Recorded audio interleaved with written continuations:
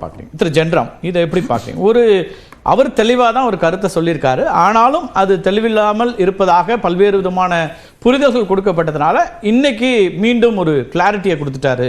அவர் இன்றைய தேதியில் அவர் அதை குறிப்பிட்டு அடிக்கோட்டு காமிச்சார். இன்றைய தேதியில் தனித்து தான் களமிறங்குகிறார், அவர் தலைமையில் தான் அப்படின்னு ஒரு கருத்தை முன்வைக்க நீங்கள் எப்படி பார்க்குறீங்க? தனித்துத்தான் களமிறங்குகிறார்ங்கிறது இதுலேயும் ரொம்ப தெளிவாக இருக்கிறதாக நான் நினைக்கல. முன்னால் மிஸ்லீடிங் ஸ்டேட்மெண்ட்ஸ் இருக்கத்தான் செய்யுது. எதெல்லாம் அப்படி சொல்றீங்க? அகில இந்திய அண்ணா திமுகவுடன் தமிழக வெற்றி கழகம் கூட்டணி என்று தொடர்புபடுத்தி பிரதான தமிழ் நாளிதழ் ஒன்று உண்மைக்கு முற்றிலும் புறம்பான தகவலை சொல்கிறது அப்படின்றது முதல்ல சொல்றாரு.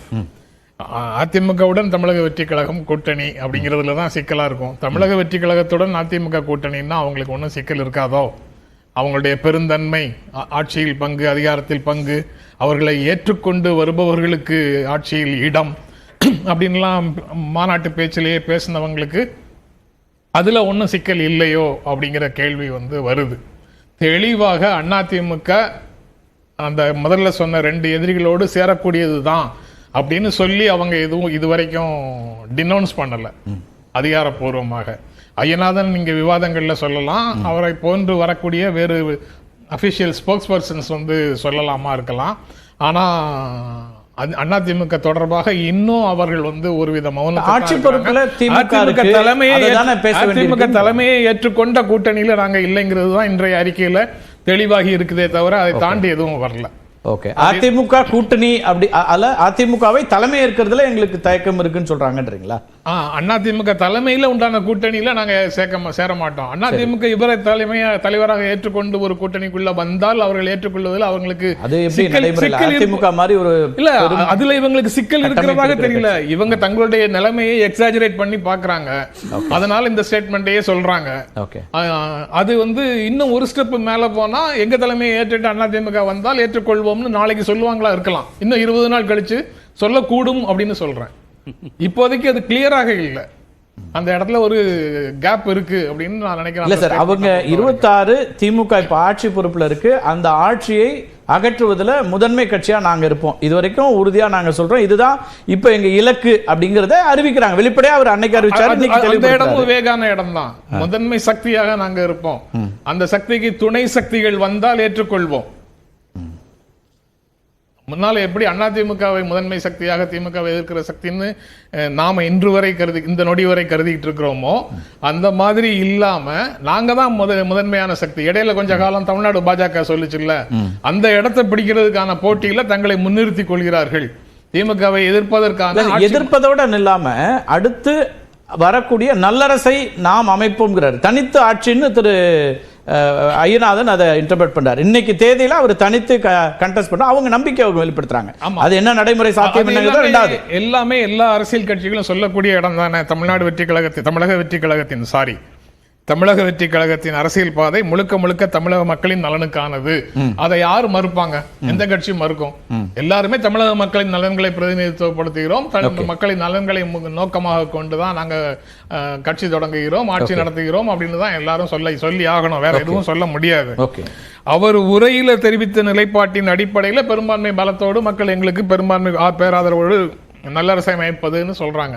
அந்த பேஸ் அந்த பேச்சு தானே. அதுல 234 தொகுதியிலையும் போட்டியிடுகிறோம்னு முதல்ல சொன்னார்னு ஐயநாதன் சொல்ற மாதிரி நல்லரசை அமைப்போம், ஆனா எங்களை ஏற்று வந்தவர்களுக்கு அந்த அதுக்குள்ள இடம் கொடுப்போம் தானே.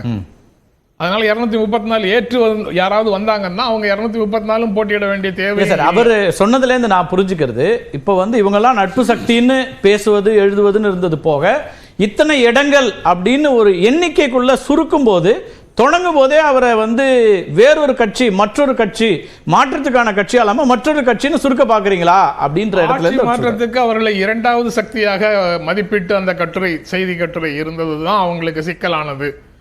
அதனால முதன்மை சக்தியை நாங்க தான் சொல்றதுக்கு தான் முயற்சி செய்யறாங்க இந்த அறிக்கை மூலமாக. அது போக அப்படி சொல்றது அதிமுகவோட கூட்டணி அப்படின்ற ஒரு செய்தி அவங்களுக்கு ஒரு பதற்றத்தை, நீங்க தலைப்புல கேட்ட மாதிரி அவங்களுக்கு ஒரு பதற்றத்தை கொடுக்குது. என்ன விதத்துல? ஆட்சி மாற்றத்துக்கான தலைவர் அப்படிங்கிறது அவர் தான் அப்படிங்கிற பிம்பம் அதுல சரியுது. அதிமுக தான் தலைமைன்னு சொல்லும் போது அவர் தான் ஆட்சி மாற்றத்துக்கான வலிமை படைத்தவர்ங்கிற பிம்பம் சரியுது. ஊழல் எதிர்ப்புங்கிற முழக்கம் வெற்று முழக்கமாக காற்றை மாசுபடுத்துவதோட முடிஞ்சு போகுது. ஏன்னா அதிமுக தொடர்பான தலைவர்கள் ஊழல் வழக்கில் தண்டனை பெற்றிருக்கிறார்கள் அப்படிங்கிற உண்மை இருக்கும்போது ஊழல் எதிர்ப்புன்னு அவங்க முக்கியமாக சொல்லக்கூடிய அந்த முழக்கம் வந்து காற்றை மாசுபடுத்துவதோட முடிஞ்சு போகுது. அதனால அதிமுக தலைமையில கூட்டணிங்கிறத அவங்களால ஏற்க முடியல. அதுவும் ஒரு பிம்பச்சரிவு, அவங்களுடைய அடிப்படை ஆதாரத்தையே சிதைக்குது. மூன்றாவதாக 234 வேட்பாளர்கள் இருக்கிறார்களான்னு இந்த விவாத அரங்கத்துல அவங்களை பார்த்து கேட்கிறாங்க. 234 வேட்பாளர்கள் இருக்கிறாங்களா, 234 தொகுதிகள்லயும் அவங்க கட்சி அமைப்புகள் இருக்குதான்னு கேட்கிறாங்க. அது அவங்களை இரிட்டேட் பண்ணுது. அதனால 234 தொகுதியிலையும் நாங்க நிற்போம் அப்படின்னு சொல்லக்கூடிய ஒரு தேவை இருக்குது. இளங்கோவன், மார்டின், அர்ஜுன் போன்ற பட்டியல்ல தாங்களும் இடம் பெற்றுவிடக் கூடாது என்ற தற்காப்பு முயற்சியும் அதுக்குள்ள இருக்குதோங்கிற சந்தேகம் இருக்குது.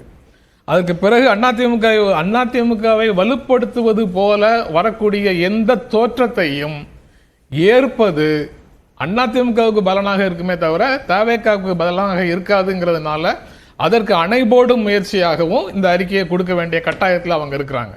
அதிமுக தலைமையை ஏற்றுக்கொண்டு விஜய் வந்துட்டாருன்னு சொல்ற பரவுற செய்தி வந்து அவர்களுக்கு பெரிய சூசைடலா தெரியுது. அதனால அதுக்கு முட்டுக்கட்டை போட வேண்டிய கட்டாயம் அவங்களுக்கு இருக்குது. அதுக்கப்புறம் சார் அது எந்த விதத்தில் அவர் எனக்கு நீங்க சொல்ற புள்ளிகள் நான் எடுத்துக்கிறேன். இன்னொரு பக்கம் நீங்க திரு விஜயகாந்த் 2006 தேர்தலை சந்திக்கும் போது தனிச்சு நின்னாரு. அதுக்கு பிறகு 11 அதிமுக கூட்டணி அன்றைக்கு அவருக்கு கொடுக்கப்பட்ட தொகுதிகள் அப்படிங்கிறது எல்லாருக்கும் வெளிப்படையாக தெரியும். 41 தொகுதிகளில் கண்டெஸ்ட் பண்ணாரு. இன்னைக்கு எழுதக்கூடிய அல்லது பேசக்கூடிய எண்ணிக்கைகள்லாம் அதை விட கூடுதலாக தானே கொடுக்குறாங்க, சொல்றாங்க 2 மடங்கு அப்படிலாம் சொல்லப்படக்கூடிய இடத்துலையும் அவங்க வந்து அதை அஃபென்சிவா தான் எடுத்துக்கிறாங்கன்னு பார்க்க வேண்டியிருக்கா? விஜயகாந்தை விட நான் பெரிய ஹீரோ, என்னோட சினிமாவில் என்னுடைய மார்க்கெட் வந்து வேற, அதனால 40 சீட்டுன்னு சொல்லியோ 40க்கு 2 மடங்கு 80 சீட்னு சொல்லியோ என்னை வந்து கொச்சைப்படுத்துவதை நான் அனுமதிக்க முடியாது. நான் தமிழ்நாட்டின் முதலமைச்சராக வருவதற்காக அரசியலில் வந்தவன். என்ன நீங்க வந்து இன்னொருத்தருக்கு ஜூனியர் பார்ட்னராக சொல்வதை ஏற்க முடியாது. ஏன் இருக்கக்கூடாது? ஒரு கட்சி, புதிய கட்சி வருகிறது, நாங்க மக்கள் நம்பிக்கையை பெற்று எங்கள் ஆதரவு என்னன்னு சொல்ல போறோம், அதுக்கு முன்னதாகவே எங்களை ஏன் நீங்க சுருக்குறீங்கன்னு கேட்கிறாரு ஐயநாதன். ஏன் அந்த அது வெற்றி பெறக்கூடிய கட்சின்னு இல்லாம இன்னொரு கட்சின்னு மாற்றுவதற்கான முயற்சி தானே எண்ணிக்கை போடுறது. எண்ணிக்கையை போடுறது அவங்க ஜூனியர் பார்ட்னர்னு சொல்றது தான் அந்த எண்ணிக்கையை போடுறது. அதை தடுக்க வேண்டியது அவங்களுடைய அவசியம், அவங்களுக்கு அவசியம்னு நினைக்கிறாங்க. அதனால அதுக்கு மறுப்பு அறிக்கையை கொடுக்குறாங்க. ஆனா லைஃப் இஸ் ஸ்ட்ரேஞ்சர் தான் ஃபிக்ஷன். இல்லை சார், இப்போ அவர் வந்து நடிகராக இருக்கக்கூடிய ஒருத்தர், அவர் ஏற்கனவே நீங்க சொன்ன விஷயங்களை சந்தித்திருக்கிறார். திரையுலகத்தில் இருந்த போதே நீங்க சொன்ன நீங்க வருமான வரி உள்ளிட்ட அம்சங்களை சொல்றீங்கன்னா அதெல்லாம் சந்திச்சிருக்கிறாரு. தேர்தல் அரசியலுக்கு வருவோம்னா இந்த நெருக்கடிகள் வரும்னு தெரியாமலே உள்ள வருவாங்களா? அதை எப்படி நம்ம முன்கூட்டி அப்படி ஒரு சினிமால இருக்கும்போது ரியல் லைஃப்ல சந்திச்சிருக்கிறாரு. சினிமால வந்து அவர் ஒரே நேரத்தில் அரசியல்வாதியை எதிர்க்கிறாரு, கடத்தல் புள்ளி எதிர்க்கிறாரு, உள்ளூர் தாதாவை எதிர்க்கிறாரு, வெளியூர் தாதாவை எதிர்க்கிறாரு, வெளிநாட்டு தாதாவை கூட எதிர்க்கிறாரு. அதெல்லாம் சினிமால மட்டும்தான் சாத்தியம், ஃபிக்ஷன்ல சாத்தியம், ரியல் லைஃப்ல சாத்தியம் இல்லை. அந்த உண்மை அவருக்கு விரைவில் தெரியும். எம்ஜிஆர், விஜயகாந்த் தமிழ்நாட்டில், என்டிஆர், சிரஞ்சீவி ஆந்திரால, சத்ருகன் சின்ஹா, கோவிந்தா, மிதுன் சக்கரவர்த்தி போன்றவர்கள் எல்லாரும் இது போன்று உள்ள வந்துட்டு பல பாடங்களை கற்றுக்கொண்டிருக்கிறார்கள். எம்ஜிஆரும் என்டிஆரும் தான் அவர் கோட் பண்றாரு. ஏன்னா அவங்க சக்சஸ்ஃபுல்லா சிஎம் ஆட்சி பொறுப்புக்கு வந்தவங்க, சிஎம் ஆனதுனால அவர் கோட் பண்றாங்க. எம்ஜிஆர் காலமும் என்டிஆர் காலமும் ஜனநாயகத்தின் காலம், போஸ்ட் எமர்ஜென்சி பீரியட்ல ஒரு ஜனநாயகம் எழுச்சி பெற்றிருந்த காலம். 90களுக்கு பிறகு இருக்கக்கூடிய இந்திய அரசியல் களம் அப்படிப்பட்ட காலம் அல்ல. இந்த அரசியலுக்குள்ள தாக்கு பிடிச்சு நிற்கிறது ரொம்ப ரொம்ப கஷ்டம். அப்படியான ஒரு நிலையை உருவாக்குறதுக்கு தான் புதியவர்கள் வர்றோன்றாங்க. ஜனநாயகத்தை மீட்டெடுப்பதுன்னு தான் அவர் சொல்றாங்க.